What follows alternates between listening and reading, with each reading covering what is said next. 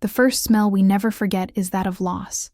It's not a smell of sadness, like a funeral, but an industrial, cold smell of cheap disinfectant mixed with the sweat of hundreds of women who have been there, on that same cement floor. I remember the heavy air, the white light that never blinked, a cruel eye of God watching over you without offering comfort. For me, who lived my entire life believing in the sanctity of courtrooms, in hardcover books, and in the just weight of the scales of justice, that place was the materialization of an inverted universe. The sound of keys turning in the lock wasn't just the sound of a door closing. It was the metallic echo of my own faith shattering, piece by piece, until only the deafening silence of my imprisoned innocence remained. The bars weren't my only prison. The true cell was the memory of the judge's gavel striking, a sound that echoed louder than any scream. But before his name, there was another scent, the fresh paint of the records, the polished antique wood of the courtroom, and then his face, Daniel, my first client. He had eyes that begged for help, a story of desperation that any idealistic young lawyer would buy without hesitation. He was the victim, the oppressed, and I would be his sword and shield. I fought for him with the ferocity of someone who believes they are on the right side of history. I presented the evidence, dismantled the witnesses, used every article of law I had memorized during sleepless nights. And then, at the climax of the trial, just when I felt victory was within our grasp, he turned on me. I remember the nervous twitch at the corner of his mouth as, with the same calm with which he narrated his supposed injustices, he rewrote history, placing me at the center of the conspiracy. He used my dedication, my strategies, and transformed them into evidence of my complicity. The prosecutor, once my adversary, now looked at me with a mixture of pity and triumph. I became the headline, the criminal lawyer. In that moment, in the dock, I wasn't being tried for a crime. I was being convicted by my own naivete. The world I knew, with its clear rules and legal logic, has crumbled. Here inside, the laws are different, written not on paper, but on the walls, in gazes, in unspoken gestures. Justice is not blind. It merely looks away. And it was in this vacuum, in this absence of everything I believed in, that a new seed began to sprout. A seed of anger, yes, but also of a cutting clarity. If the law of men failed me, perhaps I could find another kind of code to follow, one that didn't depend on a judge or jury, but on the raw truth that pulses through the veins of every woman within. I lost my freedom. But maybe, just maybe, I was about to find a purpose far more real than the one I pursued outside.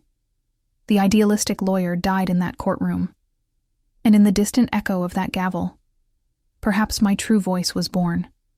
The first night was a baptism of iron and darkness. They threw me into a transit cell with 3 other women. No one introduced themselves. No one asked my name. Our crimes were irrelevant. Our punishment was the same rarefied air we breathed. One of them, an older woman with a face lined with more stories than I could read in a lifetime, simply looked me up and down and said, in the hoarse voice of someone who no longer bothers to shout, "First time, right? We can tell by the smell. You still smell hope." The smell of hope in there was like the smell of blood to sharks. It attracted predators, or worse, the silent contempt of those who had already lost everything. I huddled on the top bunk, the cold metal against my skin, and smelled the mustiness and old tears lingering in the thin mattress. It was like lying on a grave of broken dreams. And I knew mine was just another one to be buried there. I didn't sleep. I lay with my eyes open, listening to the prison's dark symphony, the muffled crying from a distant cell, the creaking of beds, the dry cough of someone battling their own demons, the heavy footsteps of guards in the hallway, a constant reminder of our condition. Each sound was a needle piercing the bubble of denial in which I had taken refuge. I wasn't an observer. I wasn't there for a case study. I was one of them. The blue uniform they gave me wasn't a costume. It was my new skin. And the number they shouted at me at the entrance wasn't a code. It was my new name. I tried to cling to logic, to resources, to you have a body. I mentally reviewed each step of the process, looking for the flaw, the loophole, the detail that would get me out of there. But the law, which had once been my sanctuary, now seemed like a foreign language, useless and distant. The older woman began to whisper, not to me, but to the ceiling, like a prayer to an absent God. "The first night is the worst," she said, "because you still believe you'll wake up. You think it's a nightmare. But the second night, oh, the second night is crueler. That's when you realize the nightmare has woken with you." Her words floated through the darkness and landed on me with the weight of a final sentence. In that moment, the penny dropped. There would be no miraculous awakening. There would be no apology from the system. My fight would no longer be in the courts, with petitions and arguments. My fight from now on would be for survival. Here, in this human zoo, where the only law that mattered was that of force, and the only justice was the kind you could claw out with your own nails. The lawyer in me began to die, and the prisoner, slowly, began to breathe. The first few months are about becoming invisible, learning to walk with your head down, to avoid eye contact for too long, to speak only when necessary. Prison is a living organism, and you need to learn its rhythm, its chains, its predators. The hierarchy is brutal and established in the details. Who gets the food first? Who chooses the best spot in the yard? Who has the right to use the phone without interruption? I, with my elaborate vocabulary and my posture of someone who once gave orders, was an easy target. In the first few days, I tried to use logic, to argue. I tried to explain to a woman named Rocha that, legally, the cafeteria line should be first come, first served. She smiled, a humorless smile that didn't reach her dead eyes, and said, "Here, the only law is me, and my law says you eat last." It was a hard but necessary lesson. I put my imaginary law books on the shelf of my memory and began studying the unwritten penal code of prison life. I learned that silence could be armor. I learned that a bar of soap or a cigarette could buy loyalty, even if temporary. And above all, I learned to listen. The women spoke, not about their crimes, that was taboo for most, but about the lives that had been stolen from them. They spoke of their children, their mothers, the smells of food they never smelled again, the music they danced to. And in their stories, behind the anger and resignation, I began to see the cracks in the system I so defended. Women imprisoned for stealing food for their children, women who took the blame for violent boyfriends, women whose public defenders barely looked at them. They were the footnotes of the court cases, the cases no famous lawyer wanted to take. My transformation wasn't an epiphany, but a slow, gradual erosion of the person I was. It began when a young woman, not much older than a teenager, came to me, crying because her cellie, her cellmate, was stealing the letters her son wrote to her. She knew I was the lawyer. Without thinking, I used prison jargon I'd learned. "This isn't right. I'm going to tap her." I didn't use the law. I used their language. I walked to the cell, looked at the letter thief, and instead of citing the crime of mail tampering, I said, "Her son is the only thing she has.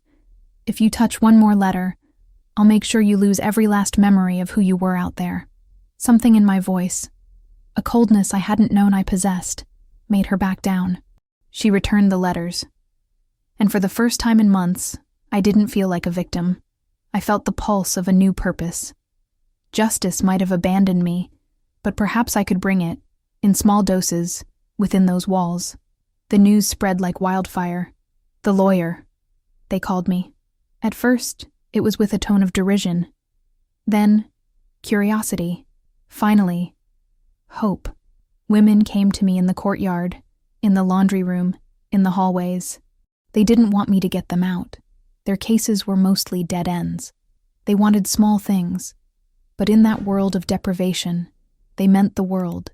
They wanted help writing a formal request to see a doctor, understanding a child custody notice, contesting an unfair punishment in solitary confinement. To the system, they were numbers. To their lawyers on the outside, they were closed cases. But to me, they were stories. They were Donna Maria, who needed her high blood pressure medication. They were Jessica, whose son was about to be adopted by another family. They were Sophia, who had been in solitary confinement for 3 weeks because of a fight she never started. I didn't have an office, a computer, or a library. My vade mecum was my memory. My petitions were written on napkins, on pieces of toilet paper with a smuggled pencil. I met with my clients in the noisiest corner of the cafeteria so the guards wouldn't hear. I used my knowledge not to challenge the system head-on. That would be suicide. But to navigate it from within. I taught them the right words to use. I request, in accordance with the regulations, right to health. I taught them to transform their complaints into formal requests, to give the system the bureaucracy it so loved.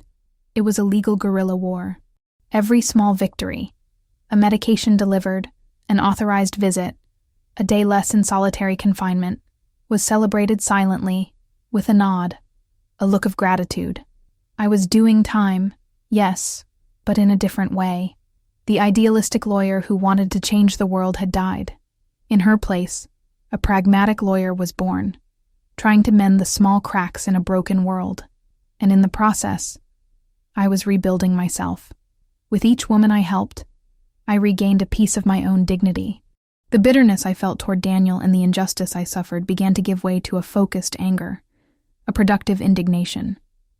I was no longer fighting for myself, for my lost freedom. I was fighting for them, for their forgotten humanity.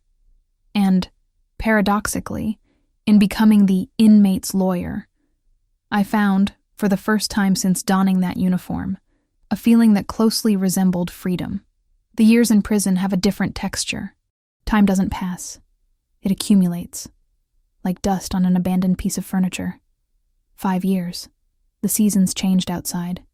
The world spun, but inside it was always the same gray morning, the same slow afternoon, the same long night. I became a veteran. I knew every creak, every guard, every cell family. My reputation as the advocate solidified.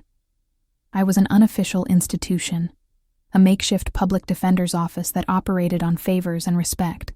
I handled transfers, abuse complaints, parole requests.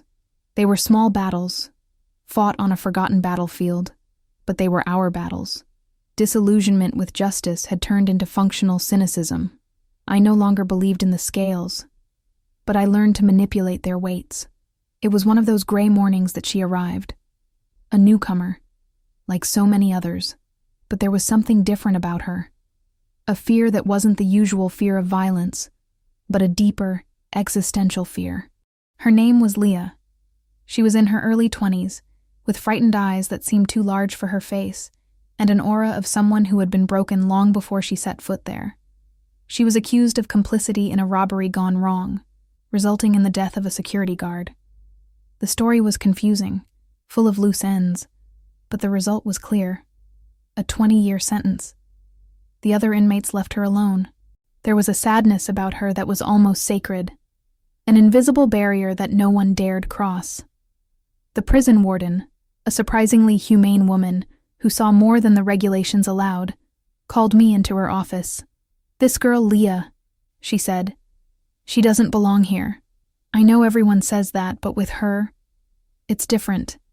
She doesn't speak, doesn't eat, just stares at the wall." Her lawyer dropped the case. "See what you can do." Unofficially, of course. It was an unusual request, a risk for both of us.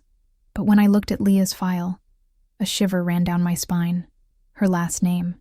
It was the same as Daniel's. A coincidence, I told myself. A common name, but the seed of doubt had been planted. A doubt that sent a chill through me that didn't come from the cold prison air, but from a past I thought I'd buried under 5 years of dust and resignation. I approached Leah cautiously, like someone approaching a wounded animal. It took me days. I sat next to her in the refectory, silently. I offered her a piece of my bread. I didn't ask questions. I simply made my presence known. Finally, one afternoon in the courtyard, she spoke. Her voice was a whisper, fragile as glass. "They say my father is also in prison," she said, looking at the wall. "In another wing. The men's wing." And then she told me her story. A life of neglect, an absent mother, a father she barely knew, a boyfriend who used her as bait in a robbery. She was a pawn in a game she barely understood, sacrificed so the king and queen could escape. As she spoke, the coincidence of the surname grew heavier and heavier, a weight on my stomach. I needed to know. Using my network, a guard who owed me a favor, an administrative staff member I'd helped with a family matter. I gained access to the records of the men's wing. I requested the files of all the inmates with that last name who had arrived in the last few months. The guard handed me a thin folder late one night, and there it was. His name, Daniel. The photo was of an older man, his face lined with the hardships of life, but his eyes were the same. The eyes that had once asked me for help, and then condemned me with a lie. He was there, imprisoned, but the crime he'd been convicted of made no sense. Assault in a bar, a short sentence. It seemed like a stupid, almost intentional crime for a man who'd committed the perfect crime against me. A wave of fury consumed me.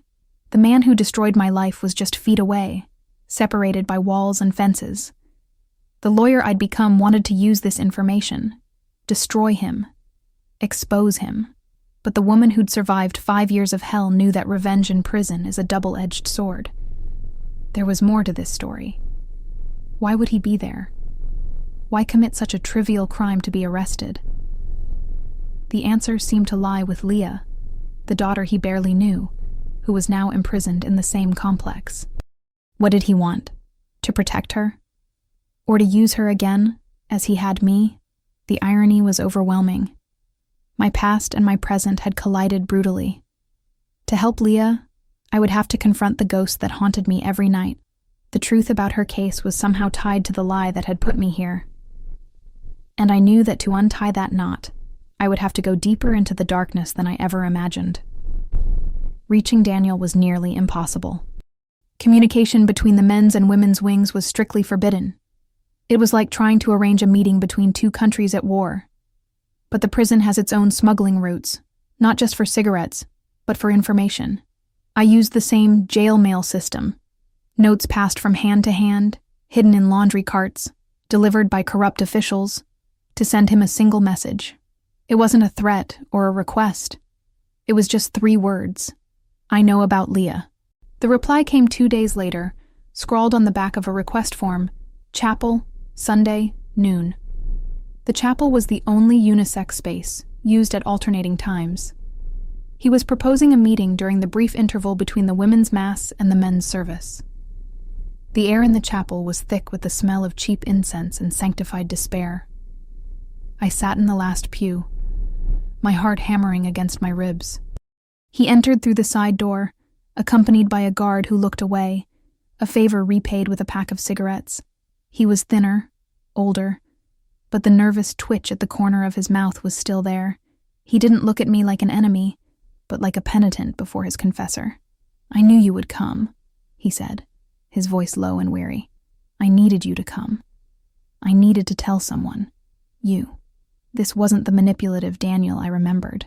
He was a shell of a man, hollowed out by a weight I could barely imagine. He began to speak, and the story that unfolded was darker and more tragic than any trial I'd ever read. After he framed me, he fled with the money, but the freedom bought with such a huge lie was itself a prison. Guilt consumed him. He lost everything gambling, drinking, trying to silence the voice of his conscience. He became a wanderer, a ghost. Years later, he learned that Leah, the daughter he'd abandoned, was in trouble, mixed up with the wrong crowd.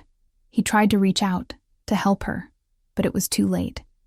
Her boyfriend had forced her to participate in the robbery. When she was arrested, Daniel's desperation turned into a mad plan. I couldn't get her out of here, he said, silent tears streaming down his worn face. So I had to go in. I needed to be close to her, even if she didn't know it. I needed her to have someone. And I committed the stupidest crime I could to make sure she came here. His confession hung in the musty air of the chapel. It wasn't just an admission of guilt for what he did to me, but a twisted act of sacrifice, born of regret. He'd imprisoned himself to try, somehow, to free his daughter from abandonment. But there's more. he continued, his voice barely audible. Leah is innocent. Completely. Her boyfriend set it all up. There's a witness. A store cashier he bribed to hide his identity and blame Leah. His name is Marcus, and he works at a supermarket in Easton. He gave me the address, the details. It was the key to freeing Leah. And then he looked at me, the pleading eyes I'd seen so many years ago. But this time, the pleading was real. I'm dying, he whispered. Cancer. The doctor gave me months.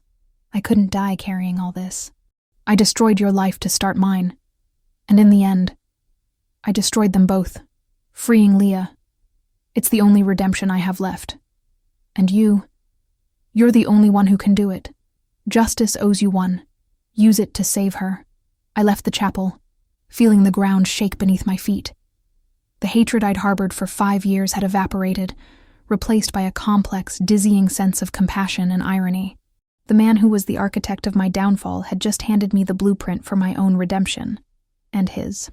Justice, with its cruel and poetic sense of humor, had intertwined our fates in a way no law could have foreseen. To save my tormentor's daughter, I would have to reopen the deepest wound of my life. But Daniel's proposal was more than a bargain. It was a testament. Conscience, in the end, truly is a ruthless judge. And my next battle would not be fought with the improvised weapons of prison, but with the tools of the law I thought I had abandoned forever. The information was a burning ember in my pocket. I had the truth, but I was trapped. Like a general planning a war from an underground bunker, I needed troops in the field.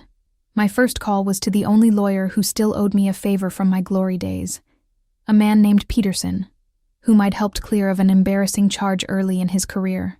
I used my precious phone minutes to give him the information, the urgency in my voice cutting through the static on the line. Peterson, it's a pro bono case, but it's the kind of case that cleanses the soul.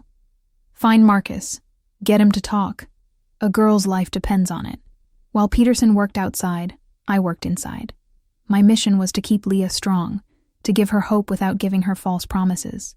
Hope is the only thing we have, I told her, echoing a phrase I'd heard 1,000 times in the hallways.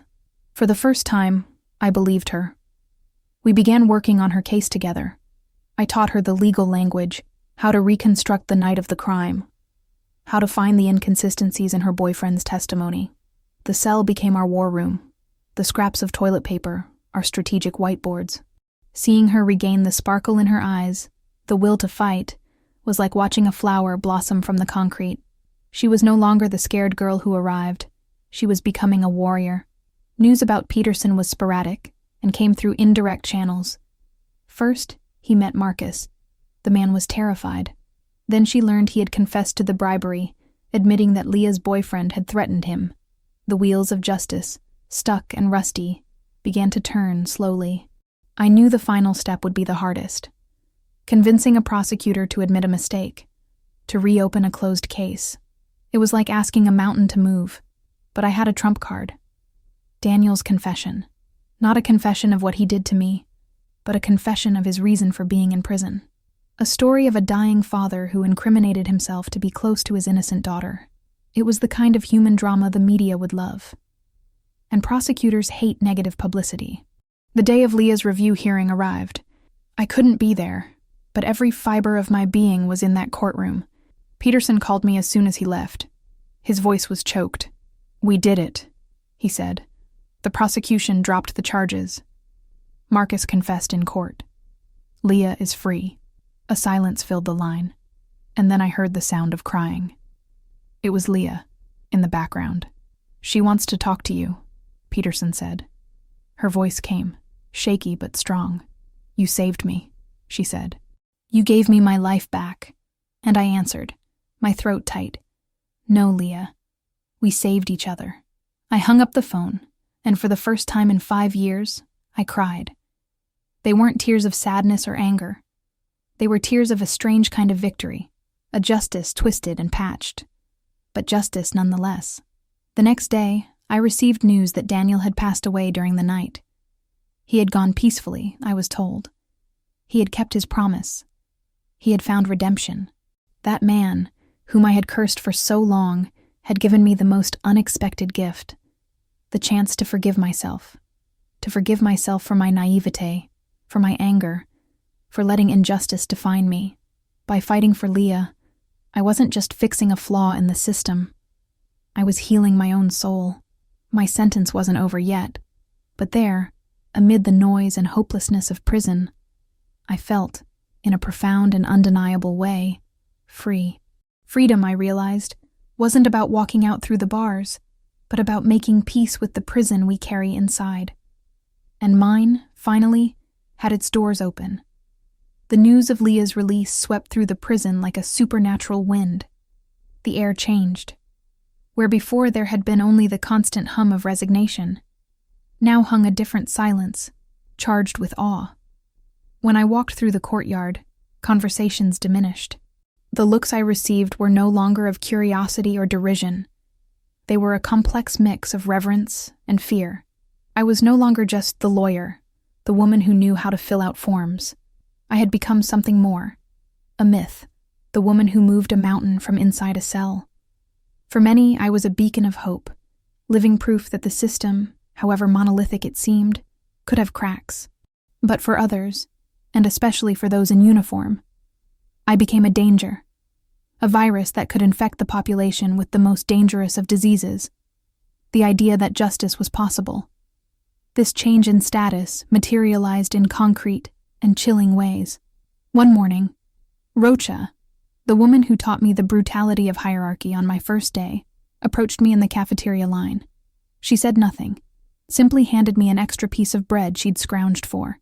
It was a gesture of truce, of acknowledgement. In that universe, it was the equivalent of an enemy general bowing. Yet that same afternoon, the head guard, a burly man named Miller, stopped me in the hallway. He leaned in, his thin smile unable to hide the coldness in his eyes. "You're getting too big for this place, counselor," he hissed, his voice low and menacing. "And big trees are the first to be cut down. Remember that." The message was clear. The system I'd challenged was aware of my presence, and it wasn't pleased. The duality of my new position was a heavy burden. The inmates' respect gave me access, information, and an informal protection network. But the administration's attention placed me under a relentless microscope. I felt the power to influence lives, the same power I dreamed of having in the courts. But each exercise of that power increased the risk. Each small victory created a ripple that threatened the precarious balance of that ecosystem. Leah's release wasn't an endpoint. It was a declaration of war. And I, unarmed and incarcerated, was at the center of an invisible battlefield. The question was no longer whether the system would attack me, but when and how, and whether my newfound voice would be strong enough to echo when they tried to silence it. The new battlefield revealed itself not in a riot or a fight in the courtyard, but in the sterile silence of the infirmary. The smell of alcohol inside was a lie. It tried to mask the deeper odor of neglect, a sweet smell of illness, and time running out. That was where they took Donna Maria, the same woman whose blood pressure medication I had helped obtain years ago. The official version was that she was receiving palliative care. The truth, whispered in the hallways, was that they were letting her die. Her diabetes, poorly controlled for years, had become complicated. She lacked the correct insulin, her tests were lost, and her complaints were treated as the ravings of an old woman. The system wasn't just being unfair, it was committing slow-motion murder. Donna Maria's cellmate, a woman named Carmen, came to me with eyes red from crying and rage. "They're killing her," she said, her hands shaking as she handed me a crumpled piece of paper. These were the improvised records she kept, the days the nurse didn't show up, the forgotten doses of medication, the times Donna Maria begged for help and received only a painkiller. The official records, I knew, would be impeccable. Bureaucracy is the first accomplice to cruelty. This case was different from Leah's.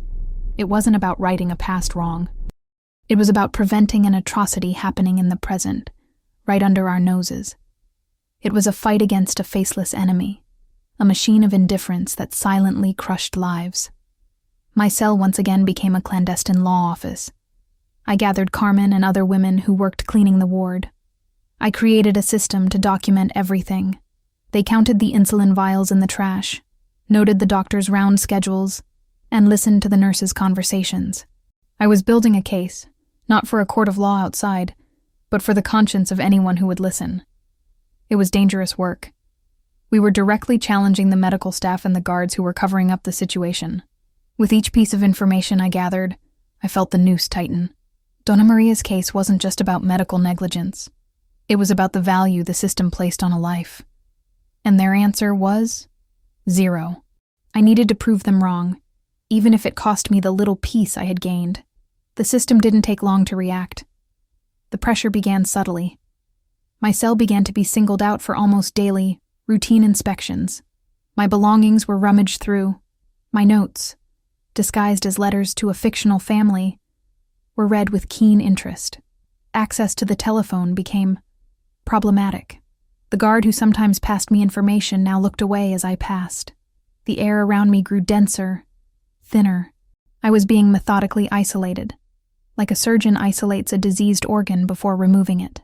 Fear was a constant companion, a low hum that never faded, even in the stillness of the night. The subtlety ended on a rainy Tuesday. Miller, the head guard, cornered me near the laundry room, away from the cameras. This time, there was no smile.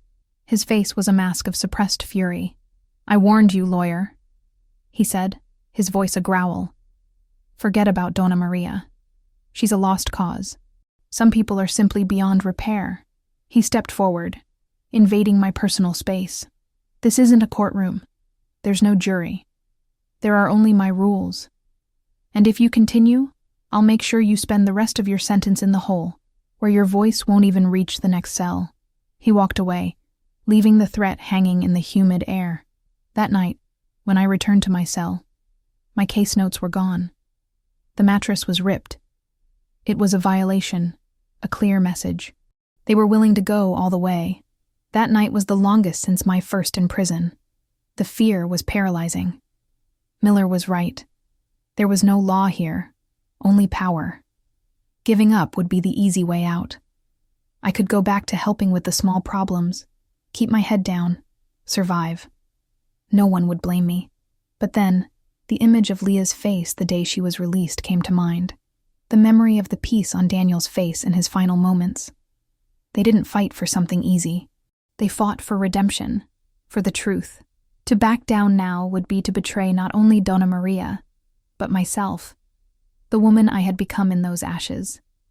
In the distant echo of the judge's gavel, I found my voice. And now, they wanted me to swallow it. I stood and grabbed a new piece of paper. I began to rewrite everything from memory, with more detail, with more determination. The fight for Donna Maria was no longer just hers. It was my fight for the soul of that place, and I would not lose it in silence. With Miller's threat echoing in my mind, I knew the legal guerrilla warfare I'd been waging was no longer enough. Fighting the system from within only worked when the system wasn't paying attention. Now it was staring me in the face, and its eyes were Miller's. I needed an external attack, a weapon they couldn't confiscate, a voice they couldn't lock in solitary confinement. My strategy shifted from defensive to all-out attack, and I only had one bullet left. My precious weekly phone call. I wouldn't use it to talk to Peterson. The law was too slow. I needed something faster and more devastating. The truth, printed in bold letters on the front page of a newspaper. I remembered a journalist, Mark, a rookie investigative reporter to whom I'd given a crucial tip years ago, early in my career. The tip had helped him expose a corruption scheme at City Hall and launched his career. He owed me one. Heart pounding wildly, I dialed the number that, by some miracle of memory, was still etched in my mind. When he answered, his voice was one of surprise, then caution. I spoke quickly, the words coming out in a controlled rush of urgency. "Mark, it's me. I don't have time. I have a story for you. A woman is dying in the state prison infirmary from neglect. Her name is Maria Vargas. They're withholding adequate insulin to save money." I gave him names, dates, Carmen's name as a reluctant witness, and Miller's name as the cover-up man. It was a desperate gamble. A phone call from an inmate, a convicted felon, against the word of a state institution. After I hung up, the silence in the prison corridor felt heavier than ever. Every guard's footstep, every door slam, sounded like the prelude to my execution. I had lit a fuse, and had no idea how big the explosion would be, nor which side of the wall it would land on. Carmen and the other women who helped me watched me with a mixture of admiration and dread. They knew what I had done. We had jumped off the cliff together, not knowing if there was water below. The hours dragged by, each one 60 minutes of agony. I waited for retaliation. I waited for my cell door to open in the middle of the night. I waited for Miller's face. I had played my last card. Now all I could do was wait to see if it was a trump card or a joker. The explosion came 3 days later. It wasn't with a bang, but with a rustle of paper. One of the morning guards, a younger woman who secretly despised Miller, left a folded newspaper on a bench in the cafeteria. The headline was seismic, bigger and bolder than I dared dream. Death announced. State prison inmates dies after allegations of medical neglect. Donna Maria's name was there. She had died the night before. The news hit the prison population like a shockwave. Mourning for one of their own, mingled with a spark of collective fury. Her death hadn't been in vain. It had become an indictment. Mark's story was accurate, citing inside sources and detailing the pattern of negligence I'd passed on to him. Miller's name wasn't in the story, but the shadow of her responsibility hung over every line. Chaos was immediate. The prison was placed on full lockdown. Sirens blared outside. The news leaked to the outside world was now returning with full force, bringing with it the promise of a state investigation. The victory, however, was bitter and fleeting. I didn't have time to process Donna Maria's death. Before the lockdown was fully implemented, my door banged open. It was Miller, and he wasn't alone. His face was purple with rage. There were no words, no formal charges. Just the brute force of his hands grabbing me, dragging me from the cell. The other women screamed, banging on the bars, a helpless chorus of protest. I was dragged through the corridors, my feet barely touching the ground, to the segregation wing. The solitary confinement door opened, revealing total darkness. I was thrown inside like a bag of trash. The heavy metal door slammed shut, and the final sound of the bolt sliding was my last connection to the world. The darkness was absolute, the silence total. It was a vacuum, a place designed to empty a person of everything they are. The cold concrete crept up my body. The smell was of nothingness, of dust and time. There, at the bottom of the prison system, the question that haunted me wasn't whether I had done the right thing. I knew I had. The question was whether justice for Donna Maria was worth my own sanity. I had given her a voice. But in doing so, the system had stolen mine, locking me in the quietest place on earth so no one could hear me scream. Time in solitary confinement doesn't exist. There's no day, no night, only the ebb and flow of your own thoughts. The first hours, or maybe days, were dominated by panic, rage, the sound of my own racing heart. I screamed until my throat was raw, pounded on the door until my wrists bled, but the darkness didn't respond. Slowly, exhaustion took over, and with it, a strange calm. Without external stimuli, my world turned inward. Memories became my only companion. I remembered my father teaching me to ride a bike, the smell of books at law school, Leah's face smiling in freedom. And I remembered Donna Maria, not as a victim, but as the stubborn woman who taught me that even the smallest battles were worth fighting. Instead of going crazy, I began organizing my thoughts like legal files.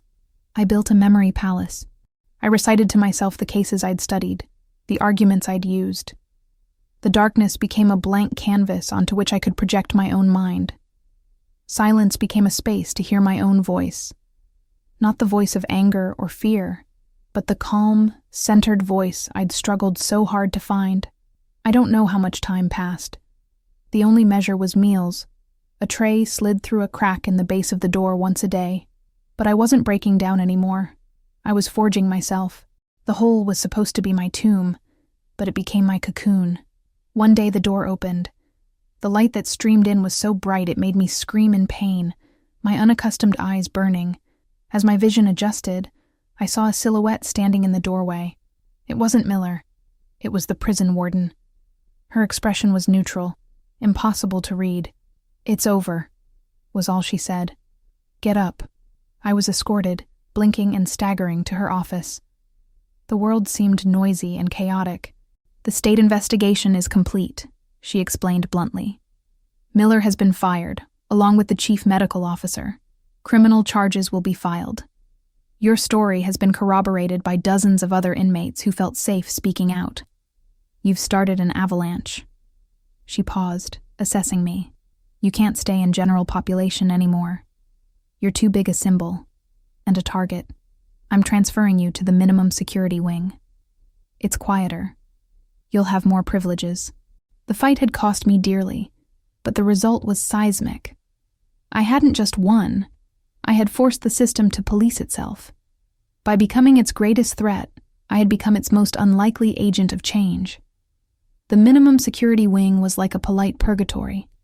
There was grass, trees, and the distant sound of the outside world. The cell doors lacked the heavy, definitive sound of the main wing. It was a prison that tried to imitate freedom, which, in a way, made it even crueler. The silence and calm gave me something I hadn't had in years. Time. Time to think, to process, to look beyond the crisis of the next day.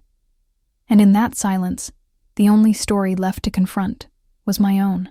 For years, I had pushed the injustice of my own conviction into a dark corner of my mind, using the struggles of others as a shield to avoid facing my own pain. Now, there was nowhere to hide. With access to more phone calls, I contacted Peterson. His voice was warm, full of respect. "What do you need?" he asked without hesitation. "Everything," I replied. "I want every document, every transcript, every scrap of paper from my trial." Days later, a heavy box of documents arrived. Sitting on my bed, in that almost comfortable cell, I began to exhume my own burial. Reading those pages was torture. I saw the naive and arrogant lawyer I was, so certain of her truth that she was blind to the betrayal unfolding before her. I saw the procedural errors I'd ignored, the holes in Daniel's story that my blind faith had prevented me from seeing. But now, I wasn't reading with the eyes of an idealist. I was reading with the cold, pragmatic eyes of the lawyer, the woman who learned the law in the shadows, not under the fluorescent lights of an office. And I found it. Not a DNA test that would change everything, but something more subtle and, for the law, more powerful. A flaw in the chain of custody of one of the pieces of evidence Daniel used against me. A witness statement that my own attorney at the time failed to adequately challenge. A series of small procedural errors that, taken together, painted the picture not of a fair trial, but of a rushed sham. My old anger at Daniel had transformed into a cold, focused energy. The fight for my freedom wouldn't be about proving my moral innocence to the world. The world didn't care. It would be about proving the system's technical incompetence on its own terms. It was the final battle. Using the logic of the law, the same one that imprisoned me, to force it to admit its error. The appeal petition was written by me on lined paper and finalized by Peterson. When we submitted it, I felt a mixture of terror and peace. I was finally fighting for that first woman who entered here. Myself. The day of my appeal hearing came and went like any other day in minimum security. I wasn't in a courtroom, wearing a suit, but in my uniform, watching the clouds drift by through an unbarred window. I'd learned the hard way that justice doesn't happen in dramatic moments of revelation, but in the slow, creaking grind of bureaucracy. I'd done all I could. I'd presented my case. The rest was in the hands of gods I no longer believed in. Strangely, I wasn't anxious. The woman I'd become no longer depended on other people's verdicts to know her own worth. My freedom, the true freedom, I had already won in the darkness of solitary confinement, in the gratitude in Leah's eyes, in Donna Maria's silent legacy. Peterson's call came late in the afternoon. I was summoned to a quiet room to answer it. His voice on the other end was calm, but I could feel the electric current beneath. "We won," he said simply. "The appeals court overturned your conviction due to multiple procedural flaws. They ordered a new trial, but the prosecution has already moved on." Their star witness is dead. Their case has collapsed. They're dropping all charges." He paused, and then said the words I'd waited nearly a decade to hear.